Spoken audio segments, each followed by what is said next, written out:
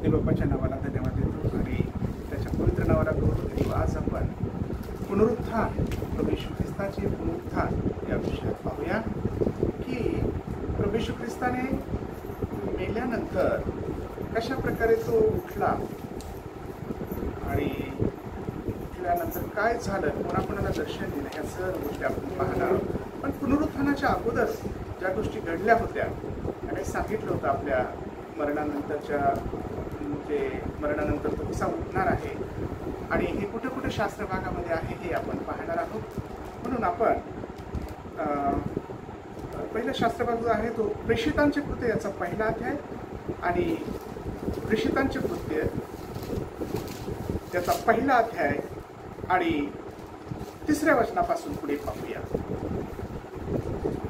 हो, पहा, प्रेषितांच्या कृत्यांमध्ये आपण जाणार आहोत। हा, सोसल्यानंतरही मरण सोसल्यानंतरही त्याने त्यांना पुष्कळ प्रमाणे आपण जिवंत आहोत हे दाखविले। 40 दिवसापर्यंत तो त्यांना दर्शन देत असे व देवाच्या राज्याच्या गोष्टी सांगत असे। तो व ते एकत्र जमले असताना त्याने त्यांना आज्ञा केली की यरूशलेम सोडून जाऊ नका, तर पित्याने देऊ केलेल्या ज्या देणगीविषयी तुम्ही माझ्याकडून ऐकले आहे तिची वाट पहा। थँक्यू। मरण सोसल्यानंतरही त्याने आपण पुष्कळ प्रमाणाने आपण जिवंत आहोत हे दाखविले आणि 40 दिवसापर्यंत तो त्यांना दर्शन देत असे। ख्रिस्ताचं पुनरुत्थान कसं झालं आणि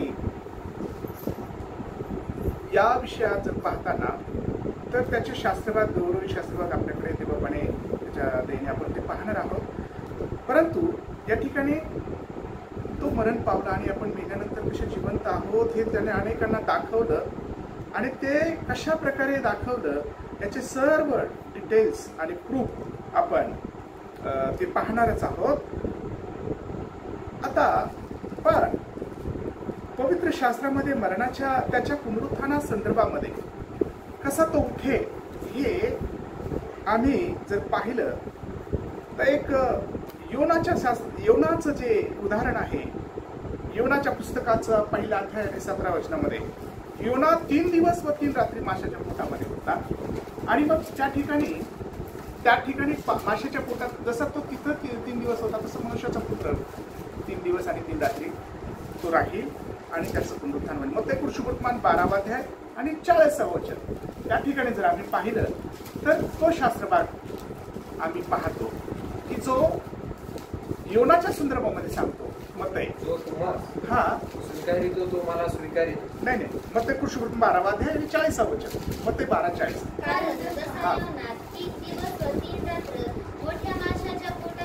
हो, तू राहील, त्याच्यामध्ये राहील आणि त्याचं पुनरुत्थान कशा प्रकारे होईल हे आम्ही पाहतो। त्याचं ते उदाहरण आहे की तो पोटात राहिला, त्याचं जसं मोशे होता, आपलं योना होता, योनाला त्या माशाने गिळलं आणि तिथं 3 दिवस 3 रात्री तो त्या ठिकाणी होता, तसं मनुष्याचा पुत्र राहील ही अगोदरच भविष्यवाणी होती, तसं त्याचं त्या ठिकाणी तो राहिला आणि 3ऱ्या दिवशी तो उठल्या गेला, प्रभू येशू ख्रिस्त 3ऱ्या दिवशी तो उठल्या गेला, त्याचं पुनरुत्थान झालं आणि त्या पुनरुत्थानाबद्दल आम्ही पाहतो की मरण सोसल्यानंतर त्याने आपण पुष्कळ प्रमाणात आपण जिवंत आहोत हे आम्ही आता वाचलं।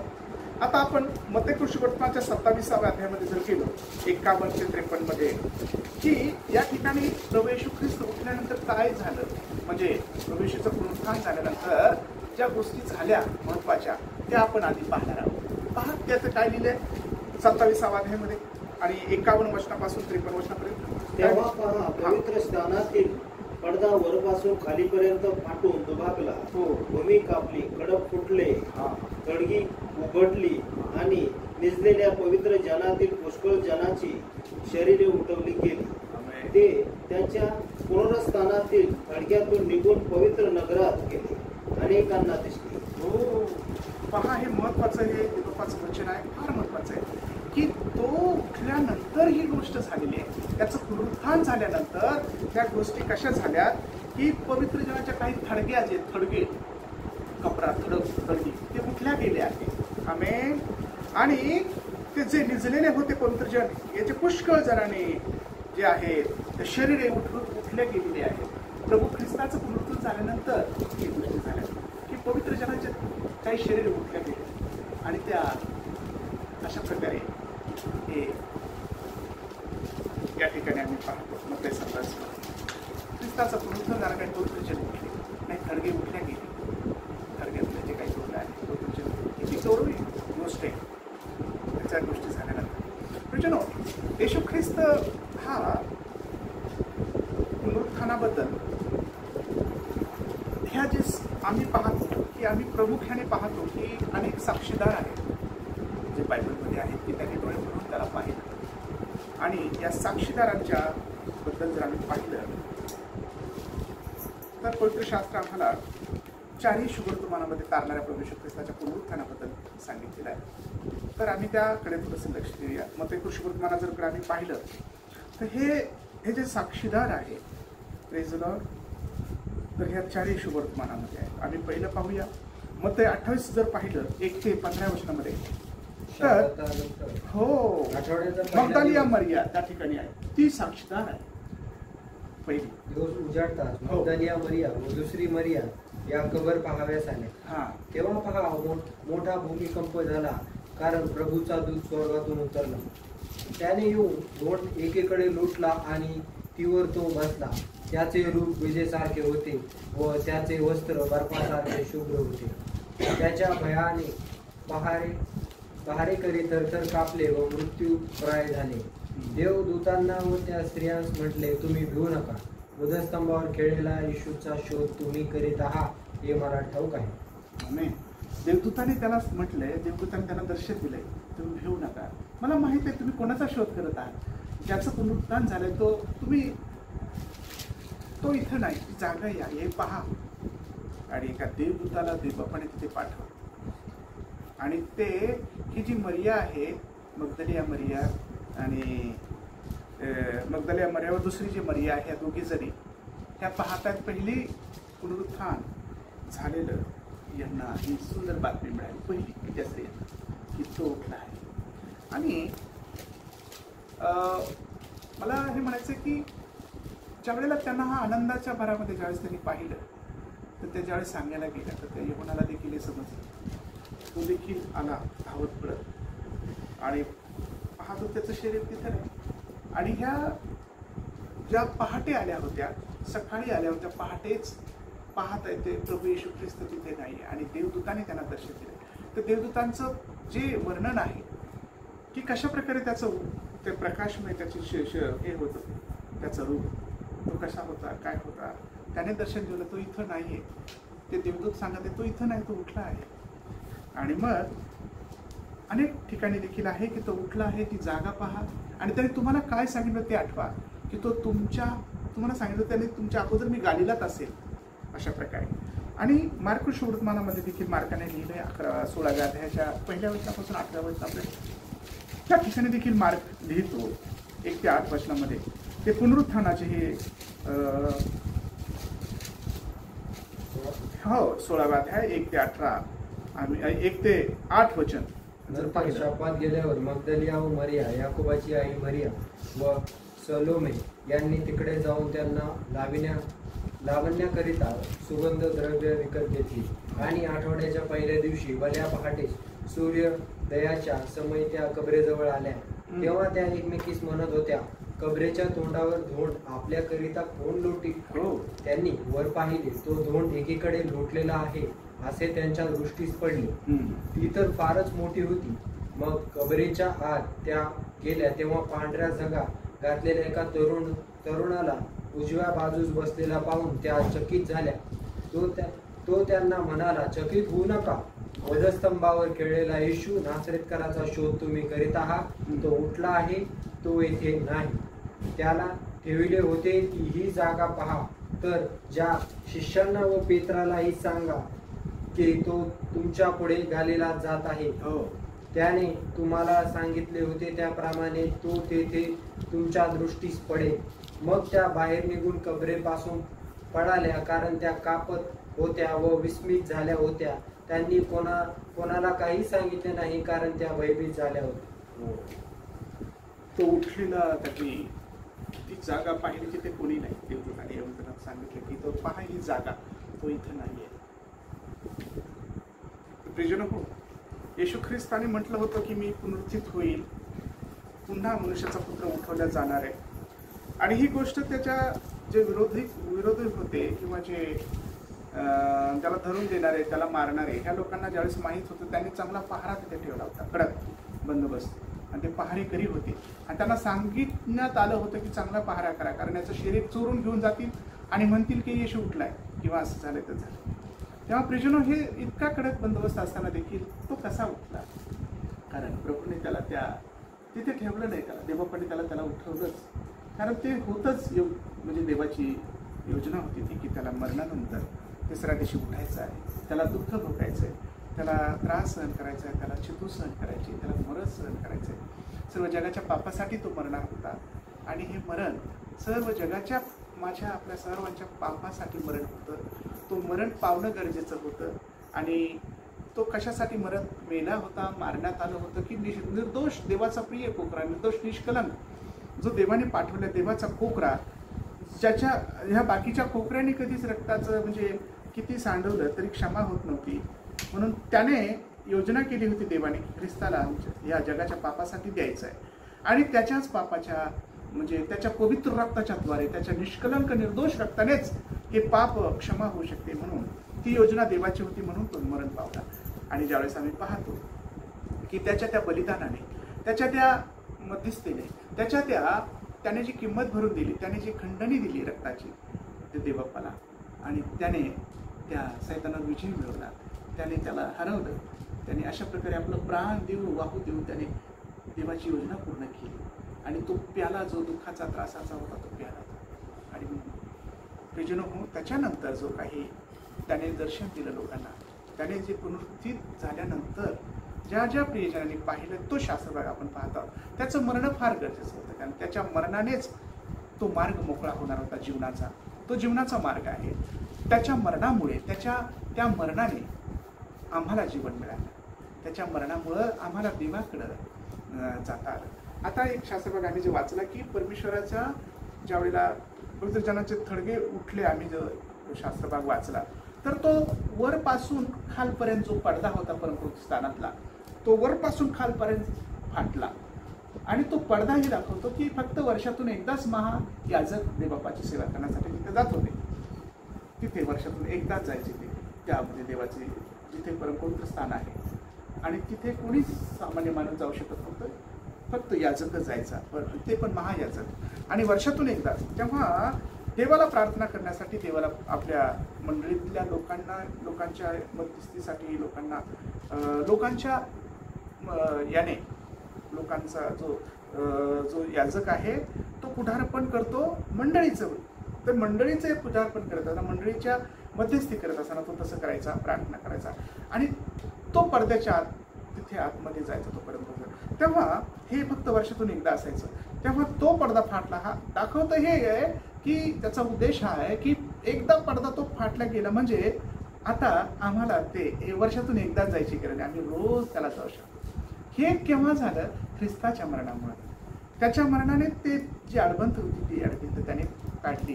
तो वरपासून खालपर्यंत पडदा फाटला. आणि आता आम्हाला सर्वांना त्याच्या त्या मरणाने आम्ही देवाशी बोलू शकतो.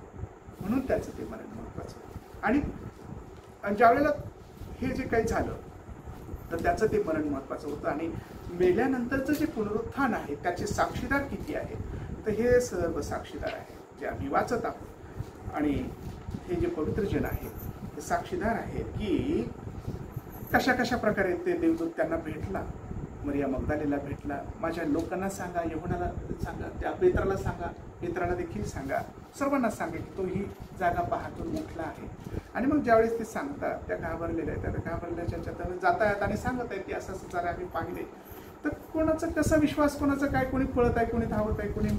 तेव्हा ह्या सर्व गोष्टी आहेत. आता आम्ही लुकाशुवर्तमानाकडे जर गेलो तर त्या ठिकाणी लुकाने लिहिले 24व्या अध्यायामध्ये जे पुनरुत्थानाबद्दल की तुम्ही लुक शुभवर्तमान आपल्या त्याच्यामध्ये लिहितो की तुम्ही जिवंताचा शोध मेलेल्यामध्ये का करता. अशा प्रकारे पहिल्या अध्यायाच्या आपलं 24व्या अध्यायाच्या पहिल्या वचनापासून तर 12व्या वचनापर्यंत आहे. आणि स्पेशल ते 5वं वचन आहे तेवढं वाचा. लूक 24वा अध्याय हो वाचा. तेव्हा भयभीत होऊन त्यांनी आपले तोंडे जमिनीकडे केले असता त्यांना म्हणाले, हो तुम्ही जिवंताचा शोध हा मेलेल्यामध्ये का करीता. तुम्ही जिवंताचा शोध मेलेल्यामध्ये का करता. तो इथे नाहीये. Amen hallelujah. हे 24व्या अध्यायामध्ये आहे आणि हे सर्व वृत्तांत किती सुंदर आहे त्याचं आम्ही पाहतो. त्याचं पुनरुत्थान आणि योहानाने जे लिहिले ते 20व्या अध्यायामध्ये आहे. योहानाच्या शुभवर्तमानामध्ये आणि 1 ते 10 वचनामध्ये आम्हाला तिथे पाहायला मिळतं डिटेल्स. रिकामी कबर आहे तिथे, कोणी नाही, काही नाही, रिकामी कबर आहे. आणि ही रिकामी कबर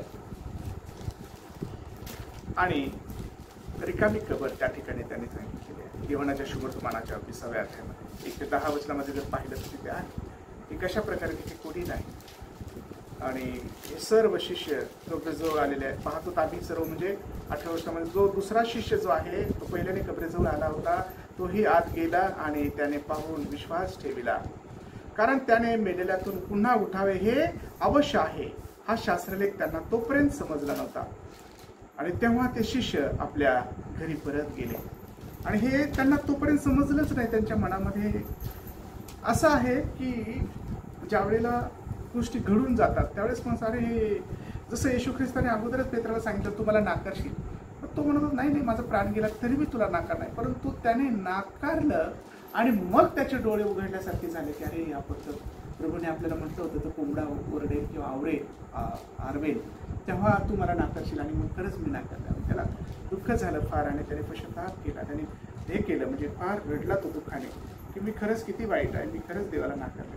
आणि मला हे म्हणायचं की तोपर्यंत त्यांना ते म्हणजे भानावर नसल्यासारखं माणसाला त्याने म्हणजे तशा प्रकारे माणसाचं मन हे होतं. आता प्रभूने त्यांना सांगितलं होतं अनेक वेळेला की मी मरणानंतर उठणार आहे, मनुष्याचा पुत्र, हो मी उठेल, परत उठणार आहे. तोपर्यंत त्यांना समजलं नाही. ज्यावेळेस त्यांनी प्रत्यक्षात पाहिलं तेव्हा सर्व त्यांना आठवू लागले की अरे प्रभूने आपलं मोठं. आणि मग ते अशा प्रकारे आनंदाने घरी गेले आणि त्यांना सांगू लागले. तर प्रियजन हो, थोमाचं देखील तसंच आहे. या योहानाच्या शुभवर्तमानामध्ये थोमाला ज्यावेळेस हे शिष्य लोक सांगतात की येशू उठलाय, येशू उठलाय, आम्ही येशूला पाहिले, तर येशूला पाहिले तेव्हा आम्हाला पाहायला मिळतं की त्या थोमाने असं म्हटलं की बाबा तुम्ही त्याला पाहिले पण मी त्याला पाहिल्याशिवाय आणि डोळे भरून पाहिल्याशिवाय मी काही विश्वास ठेवणार नाही. तुम्ही पाहिलं तुमच्या जवळ पण मला त्याला प्रत्यक्षात मी पाहिलं नंतर मी विश्वास ठेवेन असा हा थोमा होता. आणि म्हणून थोमा देखील जो भारतात आलेला शिष्य आहे, देवाने त्याला पाठवलं भारत देशामध्ये, तो म्हणतो की मी डोळे भरून पाहिलं. आणि हे योहानाच्या शुभवर्तमानामध्ये लिहिलंय 20व्या अध्यायाच्या 19 वचनापासून. आता आम्ही ते वाचूया. त्या दिवशी म्हणजे आठवड्याच्या पहिल्या दिवशी संध्याकाळी तिथे शिष्य होते. तेथील दारे यहुदांच्या भीतीमुळे बंद असता येशू आला व मध्ये उभा राहून म्हणाला, तुम्हाला शांती असो. पुनरुत्थान, ख्रिस्ताचं पुनरुत्थान झाल्यानंतर त्याने जे लोकांना शिकवलं, सांगितलं, बोलला तो असे बोलून त्याने त्यांना आपला हात कूस दाखविले. कोणाला? तेव्हा प्रभूला पाहून शिष्यांना आनंद झाला. येशू पुन्हा त्यांना म्हणाला की तुम्हाला शांती असो. असे पित्याने मला पाठविले तसे मीही तुम्हाला पाठवितो. असे बोलून त्याने त्यांच्यावर फुंकर टाकला आणि त्यांना म्हटले, पवित्र आत्म्याचा स्वीकार करा. Praise the lord. ही 22व्या वचनामध्ये. आता 23व्या वचन, ज्या कोणाच्या पापाची तुम्ही क्षमा करता त्याची क्षमा झाली आहे आणि ज्या कोणाची तुम्ही कशी ठेवता ती तशीच ठेवली आहे. हे प्रेषितांना दर्शन आहे. आणि मग आम्ही पाहतो थोमाला दर्शन पुढे आम्ही पाहतो. तेव्हा 12तील एक म्हणजे दिदोम म्हटलेला थोमा पुढे 24व्या वचनामध्ये हा त्याच्याबरोबर नव्हता, ह्या शिष्यांबरोबर ज्यावेळेस प्रभू येशू ख्रिस्त शिष्यांना दिले. तेव्हा म्हणून काय झालं की तो दुसऱ्या दिवशी त्याला सांगितलं की आम्ही प्रभूला पाहिलं आहे बाबा. पण त्याने त्यांना म्हटलं, काय म्हटलं त्या थोमाने, की त्याच्या हातात खिळ्याचे वन पाहिल्या वाचून, खिळे होते त्या जागी आपले बोट घातल्या वाचून व त्याच्या कुशीत आपला हात घातल्यावर मी विश्वास धरणारच नाही, असं थोमाने म्हटलं होतं. आणि हे अविश्वास दर्शविण्यासारखं आहे. आणि हे थोमाने अशा प्रकारे शिष्यांवर जो विश्वास ठेवायला पाहिजे होता ते विश्वास त्याने ठेवला नाही, ही मात्र दुःखाची गोष्ट आहे. पण ठीक आहे, तुम्ही म्हणाल या थोमाने असं का केलं. मला एक विचारायचं आहे की बाबा थोमाने असं म्हटलं म्हणून तो वाईट आहे असं नाही म्हणायचं, परंतु ज्याचा त्याचा विश्वास असतो, ज्याचा त्याचा विश्वास नसतो. पण ही थोमाचं चांगलं आहे की बाबा मला पण पाहायला पाहिजे, मी पण डोळे भरून त्याला पाहिजे आणि मला पण त्याला पाहायचंय, मी तुमच्यावरही विश्वास ठेवतो पण मला स्वतः डोळे भरून त्याला पाहिजे, असं जर म्हणायला असता थोमा तर बरं झालं असतं आहे ना. पण थोमाने म्हटले नाही नाही, मी ज्यावेळेस कुशीत पोट घालत त्याच्या हातोपाठी वन पाहिलं मग विश्वास ठेव. म्हणजे हे कुठंतरी अविश्वास त्याने दाखवला. आणि हे ख्रिस्ताने म्हटलं की बाळा थोमा इकडे ये आणि हात पहा माझे आणि बोट दाखव तुझं, म्हणजे माझ्या कुशीत घाल आणि मग तुला समजा. तर प्रियजन हो, त्या थोमाला असं वाटलं होतं का मला त्याने दर्शन मला नाही देणार का मला, पण ते प्रभूने त्याला तर दर्शन दिलंच असतं ना, कारण थोमा देखील प्रियच होता ना शिष्य. आणि तो गायऱ्याला कोणाला दर्शन दिले नाही ताकारा प्रभूशी, जे त्याच्या जवळचे आहे, जे त्याच्याविषयी प्रेमाने भरून गेलेले, ज्यांना गरज होती अशाच लोकांना त्याने अमोस लोकांना 500पेक्षा अधिक लोकांना दर्शन दिलं. त्याच्या आपलं अनेक लोकांना त्याने 500पेक्षा अधिक लोकांना दर्शन दिलं. असं आहे अमोसच्या रस्त्यावर त्याने त्याच्या शिष्यांना दर्शन दिलं. Praise the Lord. परंतु जे जवळचे आहेत, जे त्याचे प्रिय आहेत, जे त्याला वाटतं की जे त्याच्याबद्दल असं सहानुभूती आहे, प्रेम आहे, त्यांना तो भेटला. त्यांना म्हणाला भेऊ नका, घाबरू नका, मी आहे. आणि किती मोठा आनंद त्यांना झाला की ख्रिस्त येशू मरणानंतर जिवंत झालेला आहे आणि तो भेटलाय आणि आम्ही पाहिलंय त्याला डोळे भरून. तर प्रियजनो, हे अनेक साक्षीदार आहेत. पुनरुत्थित ख्रिस्त ज्यांनी पाहिला, ज्यांना देवदूताने देखील सांगितलं आणि ख्रिस्ताने स्वतः उभा राहून त्यांना दर्शन दिलं आणि बोलला मी आहे माझ्याकडे. आता हेच योनाबद्दल झालंय. योना जर म्हणत होता की मला पहा, मी बोट त्याच्या कुशीत घातल्याशिवाय आणि हातातलं वन पाहिल्याशिवाय विश्वास ठेवणार नाही, तेव्हा योनाला देखील तो प्रभू परमेश्वर असं काय म्हणतोय पाहूया. तो म्हणतो की मी वन त्याचं पाहिल्याशिवाय विश्वास धरणारच नाही. मग पुढे पाहू 26 वचन, योनाच्या शुभवर्तमानाचा 20 अध्यायाचं 26 वचन. मग 8 दिवसानंतर त्याचे शिष्य पुन्हा एकदा आत आल्या, म्हणजे आत असता त्याच्याबरोबर थोमा होता. तेव्हा दारे बंद असता येशू आला व त्यामध्ये उभा राहून म्हणाला तुम्हाला शांती असो. पहा, म्हणजे तिथे थोमा पण होता. आणि अनेकांना, आणि मला वाटतं अनेक वेळेला त्याने ख्रिस्ताला दर्शन, 40 दिवसामध्ये ख्रिस्ताने शिष्यांना अनेक वेळेला दर्शन केलं. हे तिसऱ्यांदा दर्शन दिलं असं एका ठिकाणी आहे. परंतु या ठिकाणी मग परत दुसऱ्यांदा तू उभा राहतो. योना तिथे आहे, नंतर थोमा, आपलं क्षमा करा, योना नाही, थोमा तिथे आहे. आणि मग नंतर त्याने थोमाला म्हटलं तू आपले बोट इकडे कर व माझे हात पहा व आपला हात पुढे करून माझ्या कुशीत घाल. आणि मग विश्वासहीन राहू नको, विश्वासहीन असू नको, तर विश्वास ठेवणारा आईस, म्हणजे विश्वास ठेवणारा हो, विश्वास ठेवणारा राहा. विश्वास न ठेवणारा राहू नको, असं आपण थोमाला म्हटले. बाबा थोमाला काय म्हटलं थोमाने की प्रभूला त्याने काय म्हटलं थोमाने की तू म्हणाला,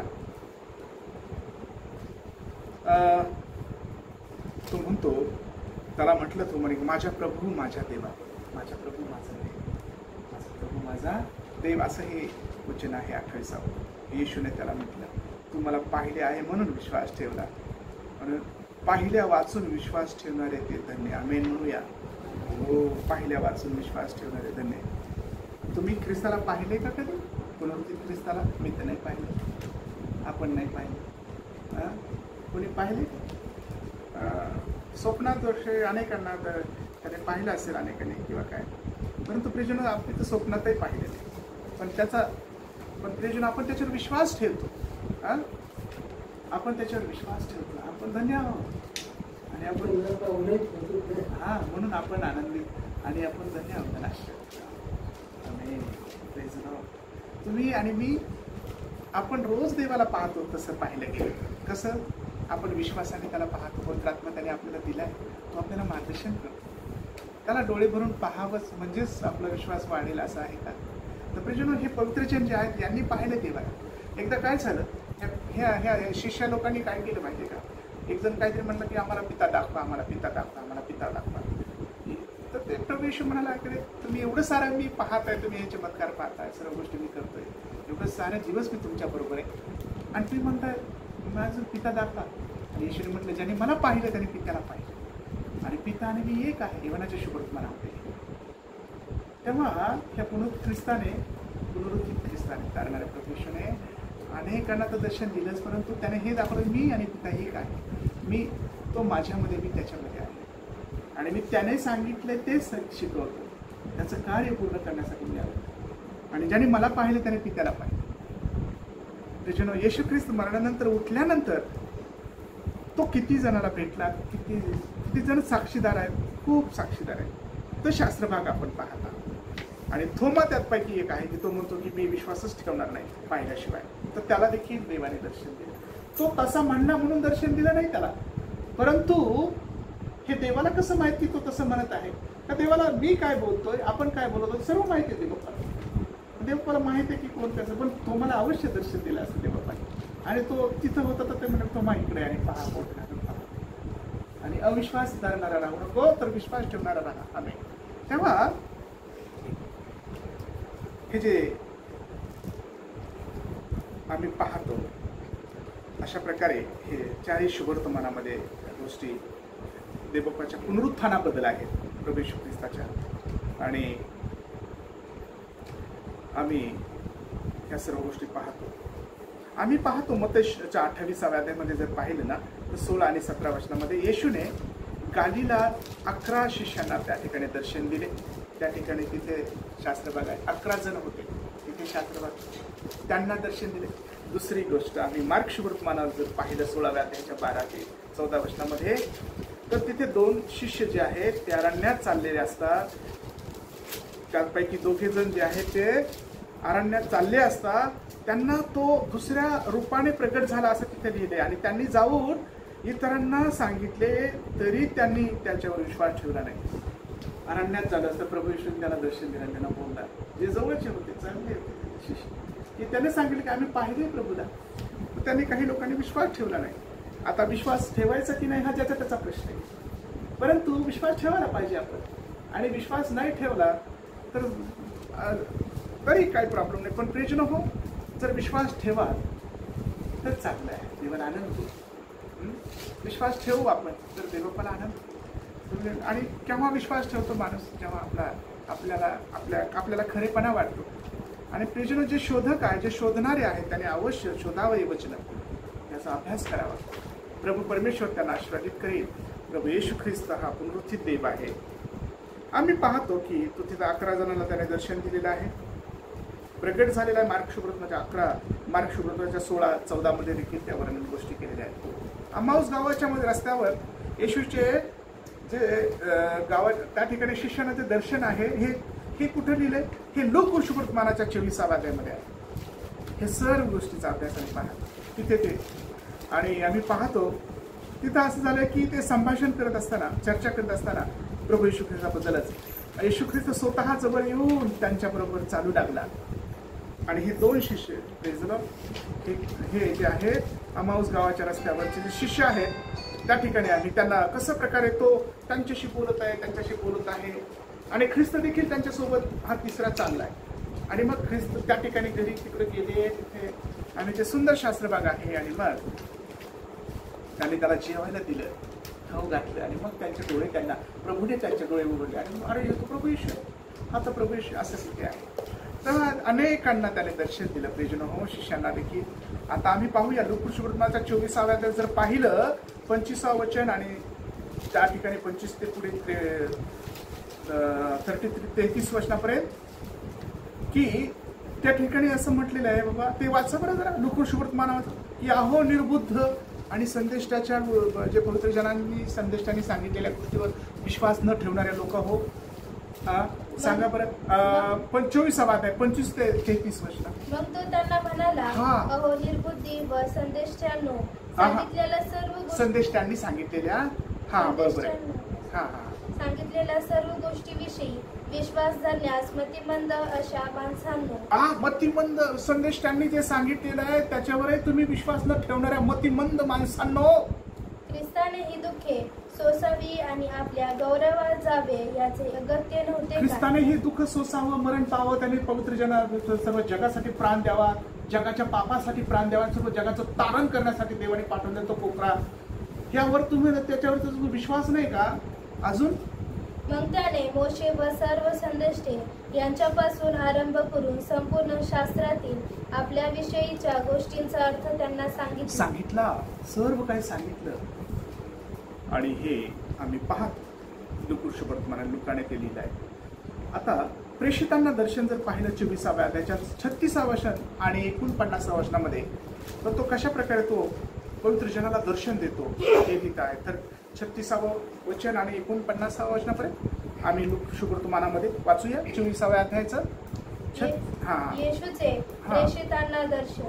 ते या गोष्टी सांगत असता तो स्वतः त्यांच्यामध्ये उभा राहिला. स्वतः उभा राहिला. प्रभू येशू ख्रिस्त मरणानंतर कोणाकोणाला दर्शन दिलं हे आपण पाहत आहोत.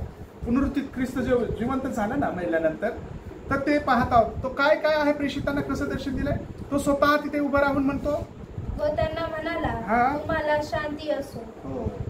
पण ते घाबरून भयभीत झाले आणि आपण आता भूत पाहत आहोत असं वाटलं. मेल्यानंतर कोणी जिवंत माणूस कधी आयुष्यात कधी आपण पाहिलंच नाही. जर पाहिलं असेल तर भूताला पाहतात लोक, आणि ते पण गायब होत, आणि भूताला शरीर नसतं. तर हे शिष्य देखील म्हणते आपण भूत पाहत आहोत. पाहिलं का आता या शिष्यांचं? प्रेषितांनी काय म्हटलंय पहा इथं, पण ते घाबरून भयभीत झाले आणि आपण भूत पाहत आहोत असे त्यांना वाटलं.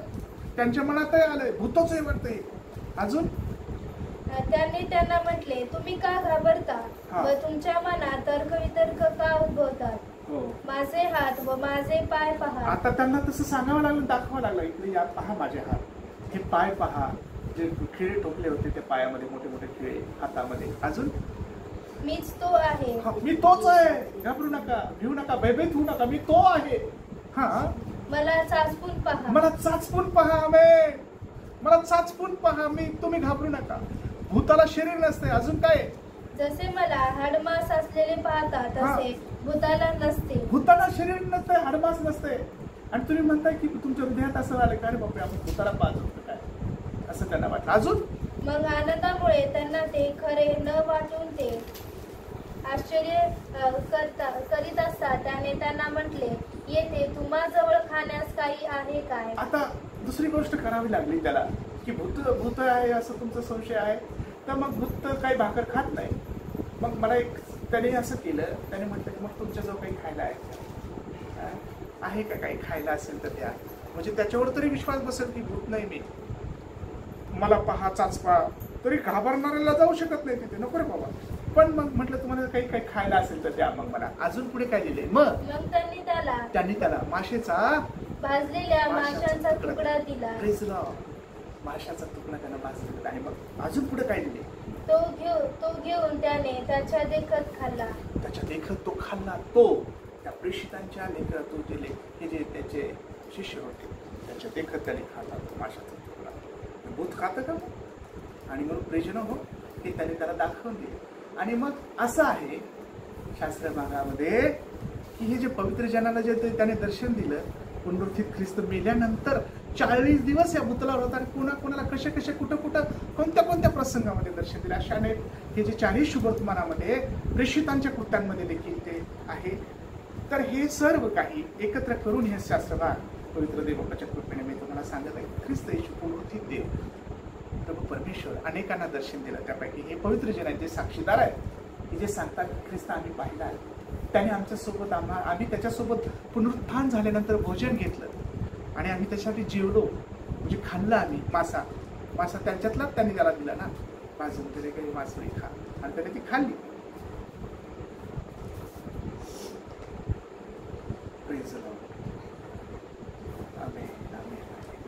प्रभू या ठिकाणी जर होतात त्याने काही मासळे पण खाल्ली, माशाचा तुकडा खाल्ला. आणि म्हणून हे दाखवावं लागलं त्याला की मी भूत नाही, भूताला शरीर नसते, भूत काही खाऊ शकत नाही. आणि माझ्या प्रियजन हो,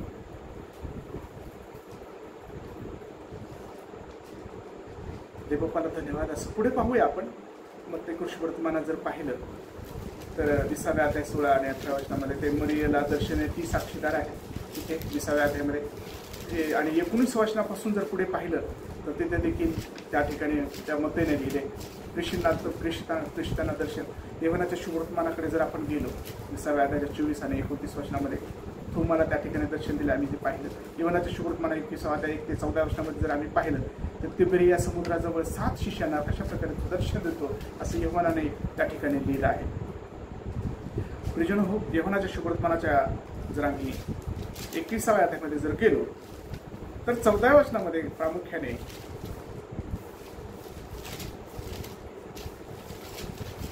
मरणानंतर उठल्यानंतर आपण जे शिष्यांना प्रगट झाल्याची ही तिसरी वेळ होती असं 14व्या वचनामध्ये आहे. शिष्यांना तो किती वेळ, तिसऱ्या वेळ असं प्रामुख्याने लिहिले. म्हणजे असं लिहिले छान की त्याची तिसरी वेळ होती. योहान 21:14 की शिष्यांना त्याने दर्शन दिले. तिसरी वेळ किती वेळ आहे, कितीदा त्याने प्रगट झाला दर्शन दिलं, तिसरी वेळ होती असं लिहिले. तिथे ते कोणीतरी वाचाल का? योहानाची शुभवर्तमान 21:14. येशू मेलेल्यातून उठल्यावर आपल्या शिष्यांना प्रगट झाल्याची ही तिसरी वेळ. हो, त्या ठिकाणी सर्व अगोदरचा वृत्तांत आहे, पण तो वेळ आहे वेळाच्या याच्यामुळे आपल्याला थोडंसं वाचता येत नाही जास्त सर्वच काही. म्हणून मी एक सांगू इच्छितो की देवाने अनेकांना दर्शन दिलं. तर प्रियजन हो, तुम्हाला देखील दर्शन देता आलं असं. पण तो म्हटलं नाही मला डोळे भरून त्याला पाहायचंय, मला कुशीतात घालायचंय, मला बोटं पाहिजे, हातं पाहिजेत, हे पाहिजे ते पाहिजे, हाताला जवळणं पाहिजेत आणि मग मी विश्वास ठेवेल असं नाही ठेवला. तर हे कुठंतरी आज अनेक लोक आहेत तुम्हासाठी जे अविश्वास दाखवतात. तर प्रियजन हो, अविश्वास दाखवतात तुम्ही तर तो तुमचा प्रश्न आहे. पण ख्रिस्त येशू हा मरणानंतर जिवंत झाला ही खरी गोष्ट आहे. आणि बायबल म्हणजे कथाकथित नाही, बायबल म्हणजे गोष्टीचं पुस्तक नाही, बायबल म्हणजे अजून काहीतरी कुठंतरी झाडाखाली बसून अशा गोष्टीचं पुस्तक लिहिले तसं नाही. हे ईश्वर प्रेरित लेख आहे, हा पवित्र आत्म्याच्या प्रेरणेने लिहिल्या गोष्टी आहे. त्या सत्य आहे, त्या खऱ्या गोष्टी आहेत. प्रभू येशू ख्रिस्त हा मरणानंतर जिवंत झालेला आहे. 40 दिवस या पुतळ्यावर होता. मरणानंतर 40 दिवस अनेकांना त्याने दर्शन दिलं. त्यापैकी ह्या गोष्टी आम्ही पाहत आहोत की तो पुनरुत्थित देव आज शिष्यांना दर्शन देते, त्याच्या पवित्र जनांना, त्याच्या लोकांना, त्याच्या जवळच्या माणसाला आजही तो बोलत आहे, सांगत आहे. त्याने म्हटलं मी तुमच्यासाठी देवबापाकडे तर गेलो, पण मी आपला कैवारी मी पाठवतो तुमच्यासाठी. आणि तो कैवारी म्हणजे पवित्र आत्मा आज आपल्यामध्ये आहे. आपल्यामध्ये म्हणजे अगदी शरीरामध्ये जीवन तो माझ्यामध्ये आहे, आपल्यामध्ये, तुमच्यामध्ये आहे. त्याने तुम्हाला दिलाय, तो त्याने ख्रिस्ताचा स्वीकार केला, त्यांना तो भेटतो. आणि तो म्हणून आपण एकटे नाही जातात, तो आपल्यामध्ये आहे, तो आपल्या बरोबर आहे, तो आपला मित्र आहे, तो आपल्या जवळचा जीवभाव आहे, आपला प्रिय प्रभू स्वामी आणि तारक उधारक आहे. तो देव आहे, त्रैक्यातील एक पवित्र आत्मा, जो महान शिक्षक आहे, जो आमचा फार मोठा आमचं कैवार घेणार आहे, आमच्यासाठी मध्यस्थी करणार आहे, निर्वाचित करणार आहे, आमच्यासाठी प्रार्थना करणार आहे, आमच्यासाठी सहाय्य करणार आहे, आम्हाला पडू देत नाही, आम्हाला धीर देतो, आम्हाला पुढच्या गोष्टी दाखवतो. तो देवाने आम्हाला दिलाय आणि तो देव आहे. त्याला आम्ही रोज निहाळतो, त्याला रोज आम्ही अनुभवतो. तो आमच्या सोबती आहे, तो आम्हाला शिकवतो, तो आम्हाला सांगतो. आणि प्रियजन आम्ही त्याला रोज पाहतो. ख्रिस्ताला आम्ही डोळे भरून ज्यावेळेस डोळे बंद करून प्रार्थना करतो, आम्ही निहाळतो त्याला. आपण त्याला पाहत आहोत, आपण त्याचा अनुभव घेतला म्हणजे आम्ही त्याला पाहिलंय. लोक भले कुणी म्हणत आम्ही नाही पाहिलं बाबा त्याला, पण तुम्ही देखील त्याला आजमावा. तुम्ही त्याचं पहा की तो खरं किती चांगला आहे, तो पुनरुत्थित आहे, तो खरा आहे, तो जिवंत आहे. अनेकांना हे सांगू इच्छितो प्रियजन हो की तारणाऱ्या प्रभू येशू ख्रिस्त जसं मरणातून उठला, अनेकांना दर्शन दिलं आणि तो तुम्हाला देखील दर्शन देईल ज्यावेळेस तुम्ही त्याचं वचन वाचाल. आज त्याचं जर दर्शन तुम्हाला घ्यावंसं वाटत असेल, अनेकांना वाटतं मला प्रभूला पाहायचंय, तर देवाचं वचन नवीन करार वाचा. त्यामध्ये तुम्हाला तो समजेल तो किती चांगला आहे. हे नवीन करार, हे पवित्र वचन जे देवबापाचं सर्वांसाठी आहे, हे वचन जे आहे हे ठराविक समूहासाठी नाही, अनेकांसाठी आहे. त्यांनी वाचावं हे वचन. तुम्हाला ख्रिस्त तिथे सापडेल, तुम्हाला प्रभूचं प्रेम तिथे मिळेल, तुम्हाला देवाविषयी सर्व माहिती मिळते. देव किती चांगला आहे, देवाचा स्वभाव किती गोड आहे. ज्यावेळेस तुम्ही नवीन करार वाचा, प्रभू येशूने स्थापन केलं, त्याने लिहिलेलं, हो त्याच्या पवित्र जनाने, शिष्याने लिहिलं, म्हणजे येशूने लिहिलंय. आमीन. आणि म्हणून तो तुम्ही वाचला पाहिजे, तो आपण वाचावा. प्रभूची भेट तुम्हाला होईल आणि ख्रिस्त परमेश्वर देव कोण आहे हे तुम्हाला समजेल. हृदयापासून त्याला विश्वास लागतो, त्याला हृदय लागतं, त्याला अंतःकरण लागतं. ते जर असेल तर तुम्ही ते वाचा. जर मनामध्ये त्याच्याविषयी प्रेम असेल ते तुम्ही वाचा, म्हणजे तुम्हाला दर्शन देईल आणि प्रिजन होत. तो सर्वांसाठी आहे, तो समूहासाठी, काही लोकांसाठी, ठराविक त्याच्यासाठी नाही, प्रत्येकासाठी आहे, सर्व जगासाठी आहे. आणि म्हणून देवाच्या नावाला धन्यवाद देतो. प्रिजन हो, हे शिष्याने एक गोष्ट लिहिली प्रेषितांच्या कृत्य 10व्या अध्यायामध्ये 40 आणि 41 वचन जे आहे की आम्ही तो मेल्यानंतर जो उठल्यानंतर त्याच्या बरोबर आम्ही जेवलो, खाणं पिणं केलं, असं शिष्य आनंदाने सांगतात 10व्या अध्यायामध्ये प्रेषितांच्या कृत्याच्या 40 वचन आणि 41 वचन. जर तिथे आहे तर मी ते वाचून पहा, तेवढं वाचा प्लीज. ते शिष्य काय म्हणतात, ते साक्षीदार काय म्हणतात? हो, प्रेषितांचे कृत्य 10वा अध्याय. त्याला देवाने तिसऱ्या दिवशी उठविले व त्याने प्रगट व्हावे असे केले. तरी हे प्रगटीकरण सर्व लोकांना नव्हे, पण जे साक्षी देवाने पूर्वी निवडलेले त्या आम्हाला केले. त्या आम्ही तो मेल्यातून उठल्यानंतर त्याच्या बरोबर खाणे पिणे केले. त्याने आम्हाला अशी आज्ञा केली की लोकांस उपदेश करा व अशी साक्ष द्या की देवाने नेमलेला असा जिवंताचा व मेलेल्याचा न्यायाधीश तो हाच आहे.